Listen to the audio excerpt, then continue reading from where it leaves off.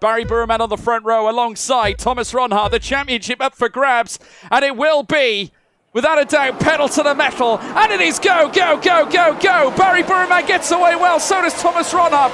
Perez there in behind as well, with Nicolas Longuet in hot pursuit too, but Thomas Ronhaar with the tiger line as they share the whole entire compounds through turns 1, 2, very soon 3. Ronhaar leads here at Bahrain. Bari Broumand in second, Danny Perez there in third as well. There's a car running off wide, we've lost one. Who is it? I think it might be Marcel Kiefer. Kiefer is off. You got Jake Benham and Brendan Lee, the two silver arrows side by side through turns 5, 6 and 7. Lee with a nose in front, the two-time F1 Esports champion gets ahead of his teammate, and look at Philip Presnader taking advantage of the situation, but Ronhaar leads Jack Canan.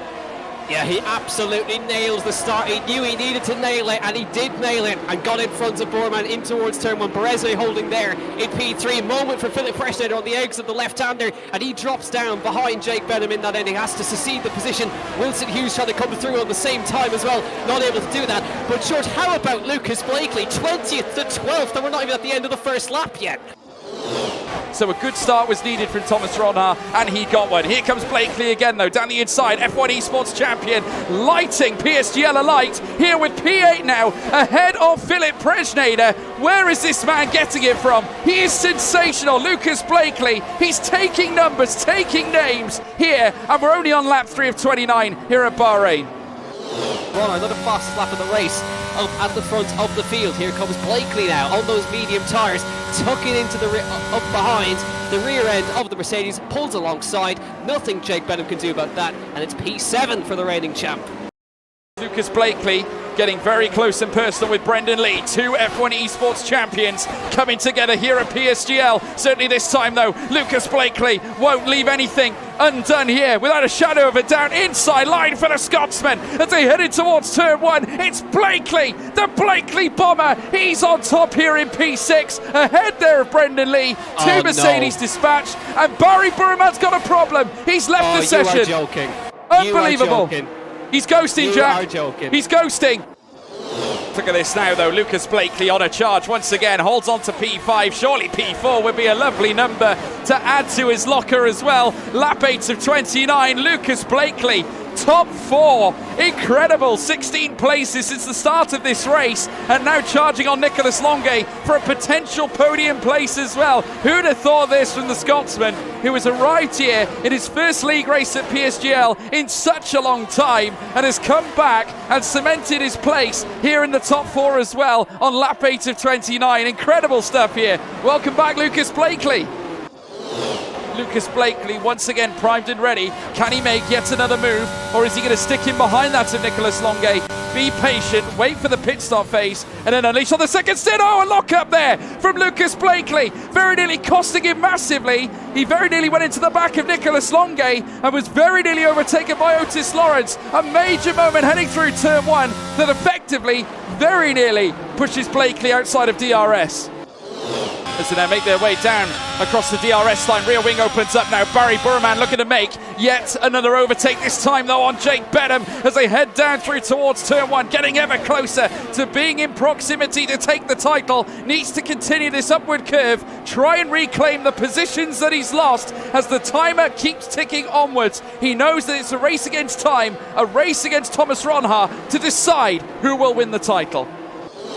Well, the hammer is dropping here. There it's Nicolas Longuet, and he is sending it down now towards the final 2 corners. Now, where is Thomas Ronhaar? There he is in the pits now. Ventures out of his pit bay, of course, leading the race here on his in-lap. But also now we've got to throw into the mix the fact that Nicolas Longuet is also sending it down through towards turn 1 as they now venture out of the pit lane. There's Ronhaar's Haas as they circle now into lap 17 of 29. It's all kicking off. There, of course, is the car of Danny Perez, the Alfa Romeo. Thomas Ronhaar out without a hitch, but now it's all going to kick off here because Ronhaar knows he needs to get those tyres warm in his quest for the title. But just look at the stream of cars in front of him, Jack.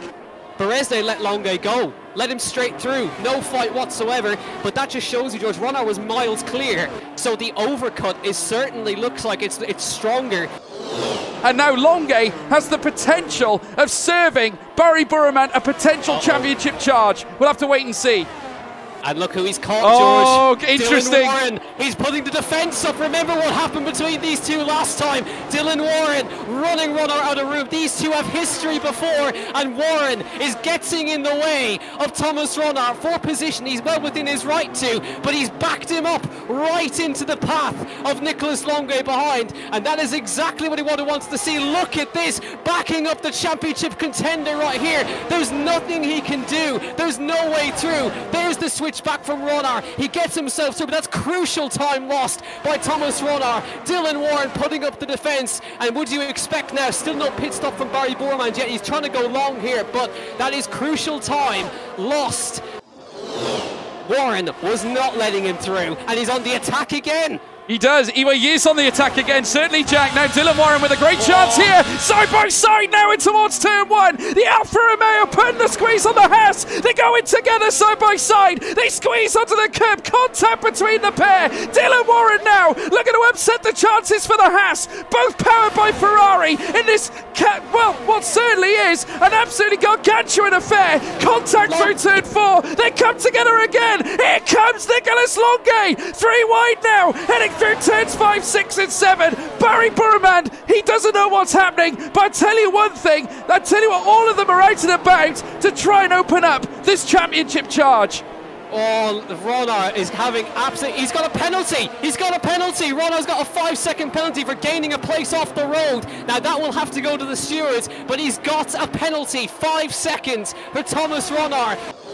And are those soft tyres? Yes, they are. Buruma is going onto the soft tyres for this last run here in this title fight. He's going to drop behind all of these guys, but he will be on brand new soft tyres.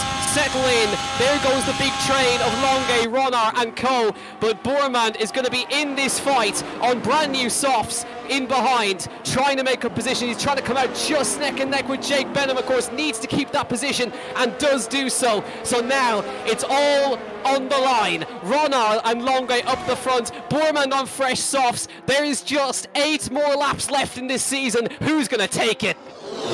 And Van Erden, but I don't think the same can be said now for Longuet. Matthias now is going to try and close the door. Longuet's looking though on the inside, contact through the corner, and that's going to give him an opportunity now. Around the outside goes Longuet, but that's going to cost him crucial time up towards the next part of the corner. Matthias trying to do everything to try to keep them behind here, and they're still now shutting the door on the Ferrari. Side by side to the middle of the corner. Longuet's gone all the way around the outside. He's got a penalty for cutting the corner to the middle of the corner now. That's giving Ronhaar crucial breathing space. 3-second penalty for Longuet, and Ronhaar is clear of DRS now. The teammate working with his teammate there, and that is exactly what you would have expected from those two. I would say everything sorted now. Everything is pretty much out on the table. Bari Broumand now making a move on Lucas Blakely. Moves up into P6 ahead of the Scotsman now, and giving chase after Brendan Lee as well. The Ferrari, there still has an awful lot of work to do. 5 laps of magic still remain. Longuet chopping at that wood, trying to bring that delta downwards. As you can see him there, extending out of turn 4 as well, Jack. Another 3-second penalty. The Ferrari game's at work here. Yeah, he's literally just doing it to try and catch up, but is just not able to. Again, so it's not working. The tactics are not working. And unfortunately for Bari, he's not gaining any time on the guys in front. This has now been a very interesting season, for want of a better term. The battle has been between Ronhaar, but Ronhaar's got a penalty, another one, so another 3-second penalty, so he will not win this race. At the moment, Ronhaar is not going to win this race at the head of the field. Perez is going to win this. Coming through the last corner now, he's thrown a race victory away, but it may still be enough. Let's wait to see what it is out of the final corner now. Ronhaar takes the victory on track. He will be the champion here in PSGL PC, but Perez will win the race as he comes across the line. Danny Perez for the first time takes a victory here in Bahrain. Otis Lawrence takes second. Brendan Lee on the podium, and Lucas Blakely from last finishes in P4. This broadcast was brought to you by GT Omega, proudly supporting PSGL.